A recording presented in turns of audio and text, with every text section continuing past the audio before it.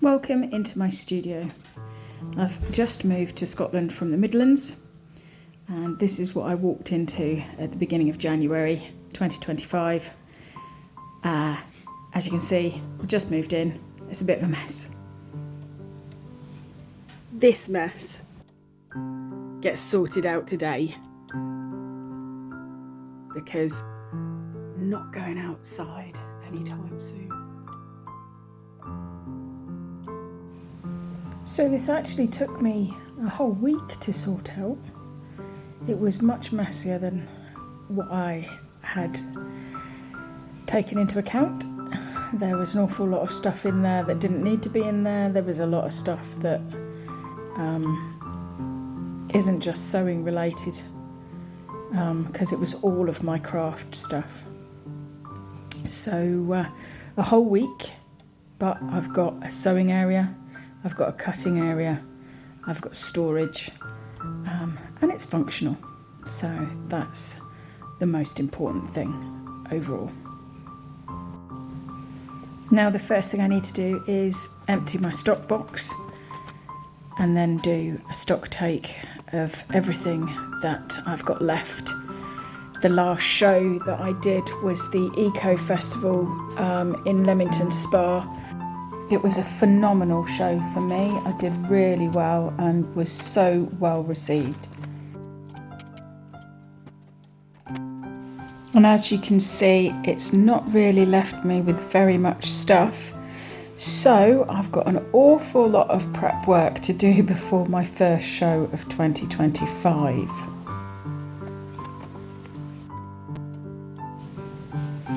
On to the stock take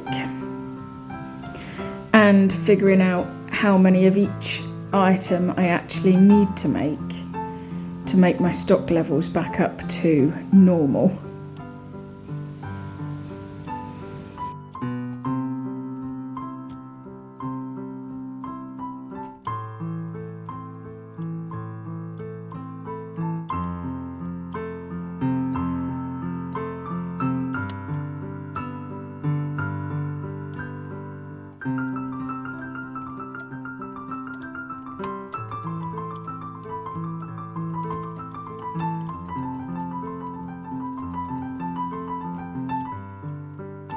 So everyone that does these studio vlogs have aesthetically pleasing studios. I don't have that. I have a spare room in my new house. Well, it's not my house, it's a rental and that, but it's just what's comfortable and what works, and I think that's key. You've got to work what you've got. You've got to work with what you've got. And I've got a room in a rental house. So I haven't had a studio since the 1st of September. It got packed down. So all the mundane prep needs to get done. And now I've got my stock list prepared, I can get on and make stuff. And I'm starting with food wraps, which is my best seller at any market. So I've got to make 48 of these to get myself up to a normal stock level, but today I'm only going to be making 11 because that's what I've got prepped.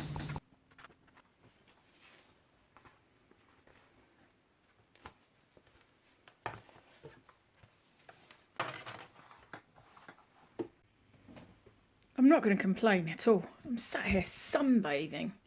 It's absolutely gorgeous. My face is so warm, I'm going to get sunburnt. But I'm not going to complain because that thing is keeping me motivated and I love it. Not a bad view either. Which you can procrastinate the day away if you hit looking at that. But oh, that sun's beautiful.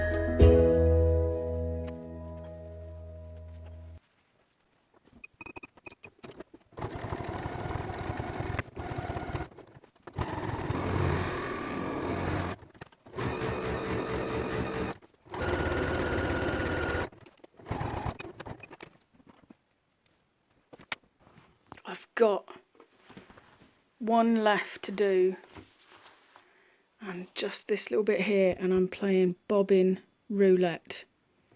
Will it do the whole one? We'll see.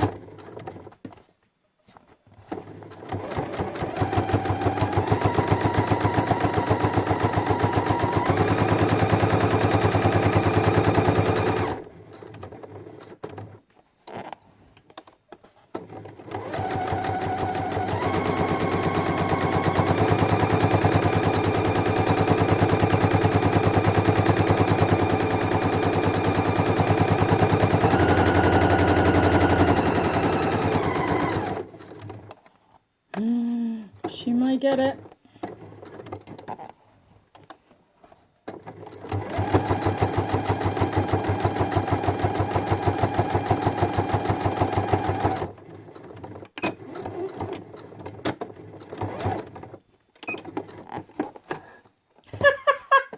Yay! Yay! Woo woo!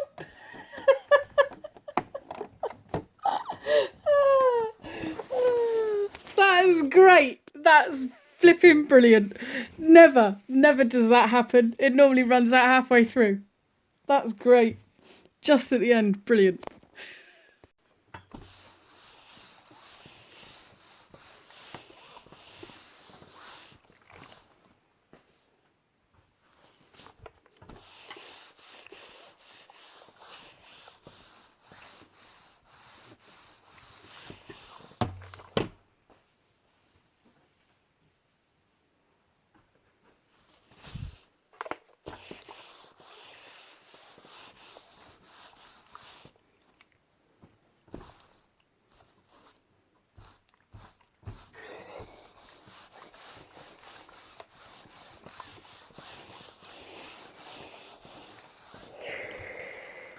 One of my favourite fabrics.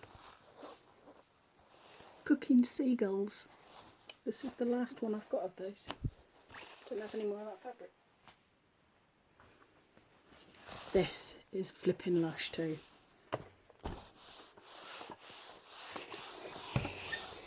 And this one, I've gone right to the salvage on this one.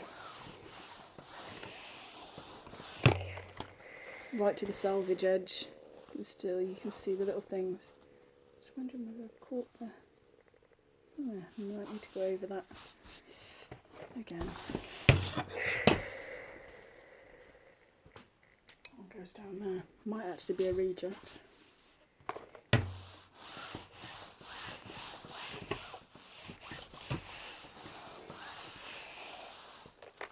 Beautiful.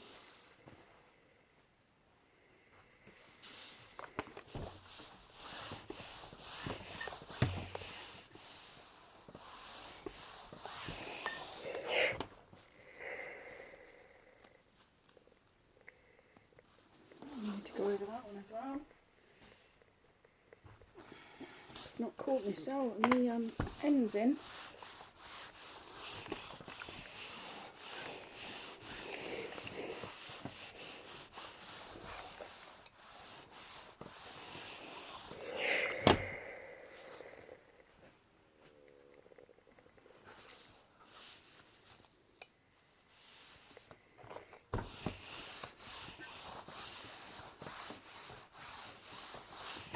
Everyone loves a bee, don't they?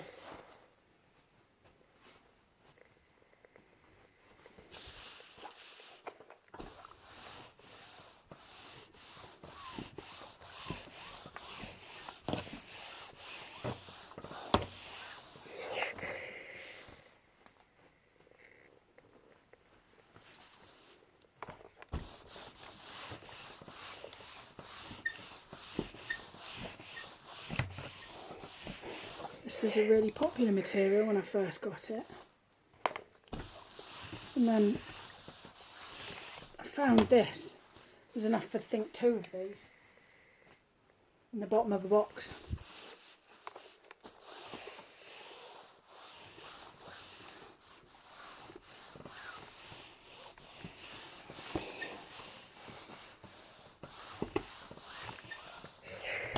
Teachers, scientists, mathematicians, this material is absolutely brilliant. Or just those kids that love science. I've got a fair on the 15th of February. It's a craft and flea, and I've done one of those before.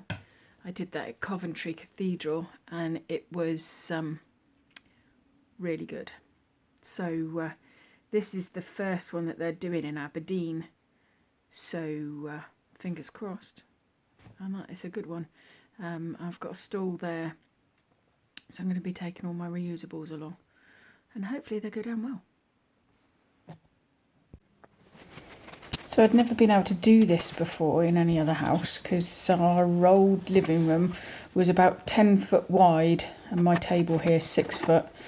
So this is me doing a practice run of the setup. One, to see how long it's going to take me, because this fair was I had to go there on my own. So I had to drive there, unload everything, drive away 10 minutes away to park, and then walk back and then set up. So I needed to know exactly how long it was going to take me to set up. And I'm very particular and very meticulous, and stress out quite a lot. And so I need to know these sort of things. I need to figure out exactly where I'm putting stuff. I can't do it on the day. I'm not an impulsive person. I have to have trial runs at everything. So this has been an awfully long time as well. I've not done any shows where it's just a table. It's normally been me, my easy up, 3 tables, baskets, hangers, everything. And I'm now trying to fit all of my stock with different stock on a 6 foot table. So I think in the future, this might have to change just from the results of this show. I think it might have to change my displays and things as well. Because it didn't quite go according to plan. I was planning to have quite a bit of room, but when I actually finally turned up there, it was a bit uncomfortable, let's say. Anyway, so it's not actually bad with what I've got, the amount I've got. If I spread them all about, I mean, that lot needs to be spread about. They're waiting for Velcro to go on them.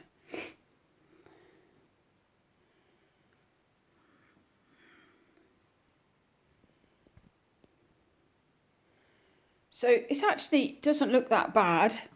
I think on a stall this size, which is only a 6 foot table, I think that looks all right. And that basket's there to stop people from tripping over my stand and that. So I think, to be honest, I can not relax, because I still have to do kitchen rolls, cleaning cloths, burp cloths, tiddle towels, which is all terry toweling type cutting, so a complete mess. And I've got these cut. These are snack bags. I've got these ones cut. I just need a few more made up. But I think once my sandwich is there, food wraps in there, and my bread sign there, I think we're good to go. We just put the light on and it's right above it. It looks really good. So this is the setup that I'm going to go with. So I'm filming it for my own benefit, so I know what's going where. Excuse the state of the kitchen behind. I've just had my lunch.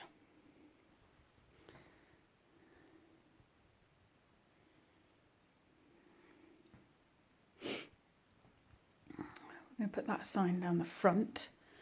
We've got to make room here because I need to reach forward to example the sandwich.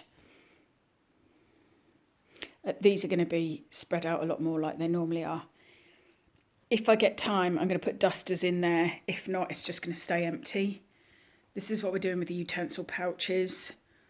Burp cloths are going to be like that. So we've got the tiddles on this side and the burp cloths on that side. This has to be hooked like this because this is keeping all this on so it doesn't fall off. So it's the pressure pushing that down that makes that stable.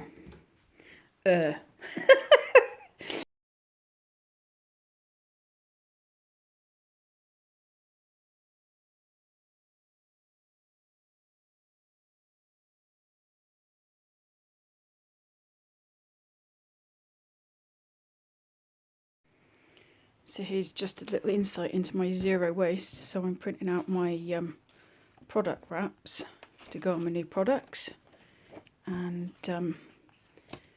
some of them misprinted, so I'm just reusing the card, printing on the other side, because I ain't wasting that card. So yep, people are having double-sided, look. Zero waste.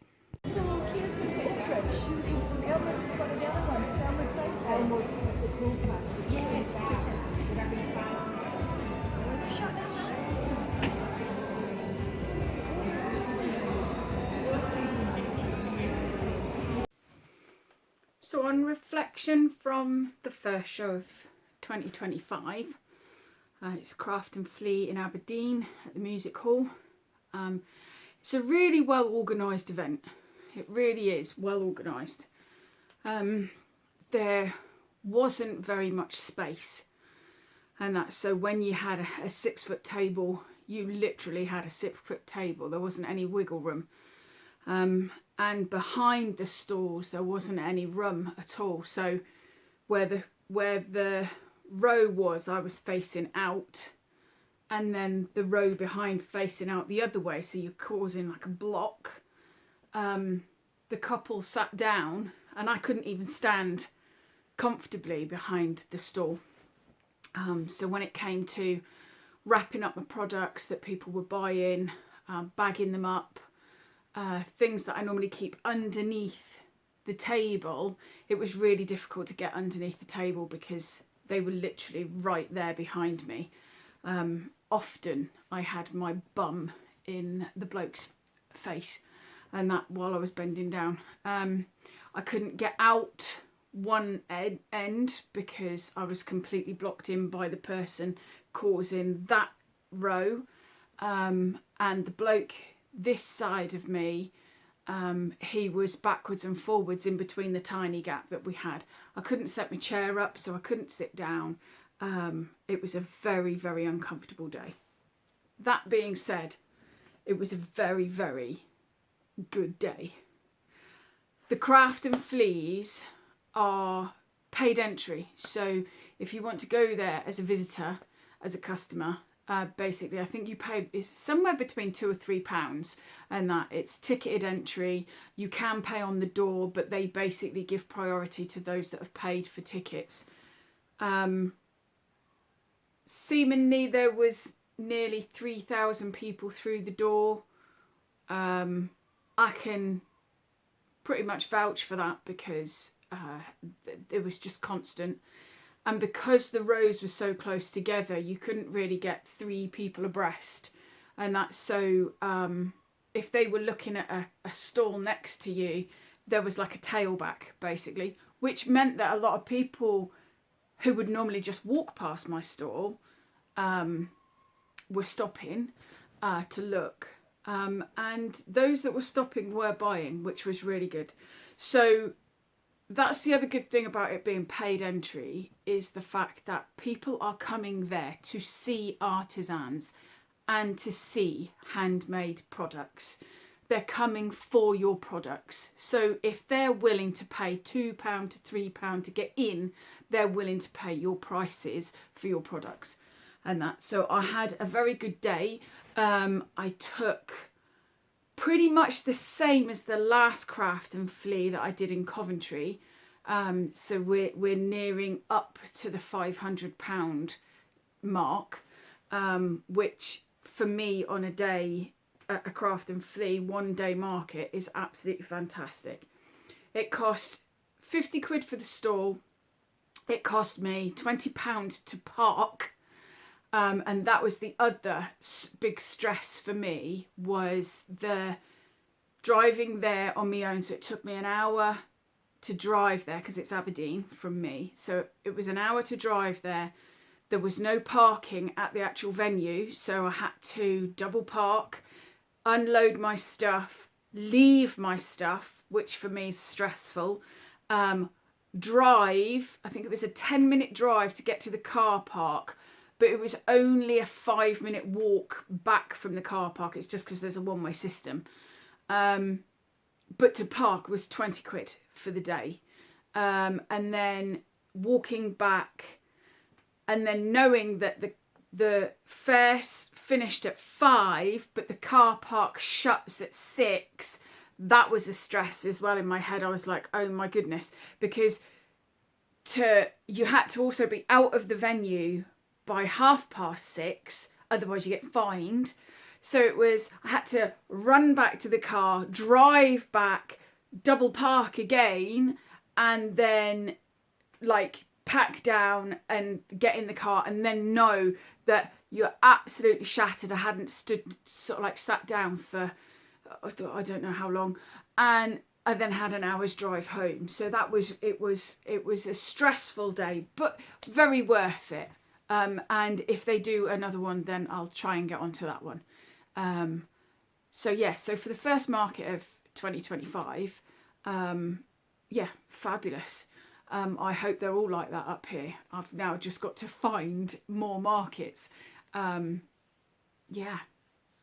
I'm gonna wrap this up here now as well, and I hope you've enjoyed the vlog. It's just a little insight into me and my business.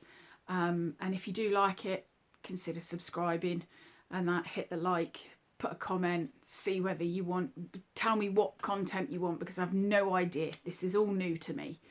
And I'll see you again soon. Cheers.